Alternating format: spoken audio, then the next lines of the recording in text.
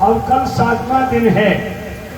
ये भक्ति खूब नाच नाच करके गाना, ताली बजाना और चिल्ला चिल्ला करके जय घोष करना, ये भक्ति का स्वरूप है। भगवान को बुलाते हैं कि प्रभु तुम आ जाओ, प्रभु तुम आ जाओ, और प्रभु अंदर से कहता है तुम वैसे पुकारा, मैं तेरे अंदर ही बैठा, मैं तेरे अंदर ही बैठा हूँ पागल, तू जोर जोर से चिल्ला रहा है। तो इसलिए भक्ति के पश्चात में आता है ज्ञान, भक्ति ज्ञान, और ज्ञान के पश्चात में क्या आता है? वैराग्य। ये देखो ढेर लगा दिया, ये साड़ी पहनूंगी, ये साड़ी पहनूंगी, ये मैंने पहना, ये वैराग्य होगा। दान होगा तो दान का स्वरूप ही वैराग्य, किसी चीज को त्यागना या छोड़ना।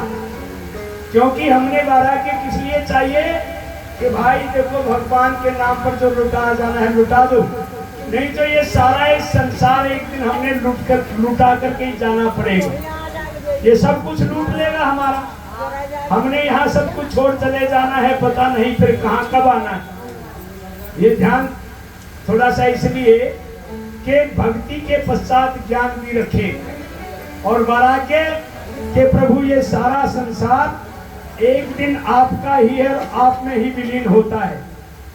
उसके पश्चात आता है मोक्ष की बारी।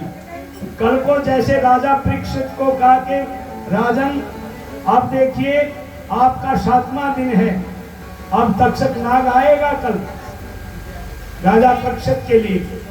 तो राजा परीक्षित से पूछा जाएगा क्या क्या तुम मर जाओगे? तो कल राजा परीक्षित का प्रश्न सुनिए हमारे व्यास जी के मुखारबिंद से, उसने कैसे वो ज्ञान प्राप्त करके और मोक्ष के अधिकारी बन गए। आपने भी ऐसे ही क्या भक्ति करते हुए ज्ञान को प्राप्त हो करके, वैराग्य को धारण करके, यानी जिंदगी में अच्छे से अच्छी चीज दान करने की कोशिश करो।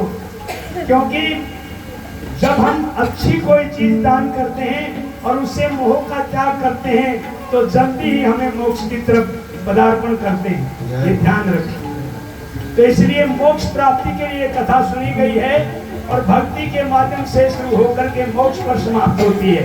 इसलिए कल को ये सुने, और जो ज्यादा से ज्यादा जो भी सहयोग माता बहनें कथा में करना चाहती हैं और जो पूजन व्यास जी का करना चाहती हैं, वो व्यास जी का पूजन किए बगैर कथा परिपूर्ण नहीं होती।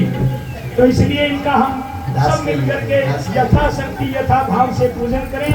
और जो आज माता रुक्मिणी का जो विवाह होने जा रहा है भगवान जी के साथ में, क्योंकि जब रावण को 100 बार मार सकते हैं, 100 साल में 100 बार तो रावण को मारेंगे, तो इसलिए हम अपनी आयु में जितनी साल है तो उतनी बार हम माता रुक्मिणी के विवाह में शामिल हो सकते हैं। हर साल 2 बार 4 बार कथा सुनेंगे, तो जब जब भी कथा होगी ये भी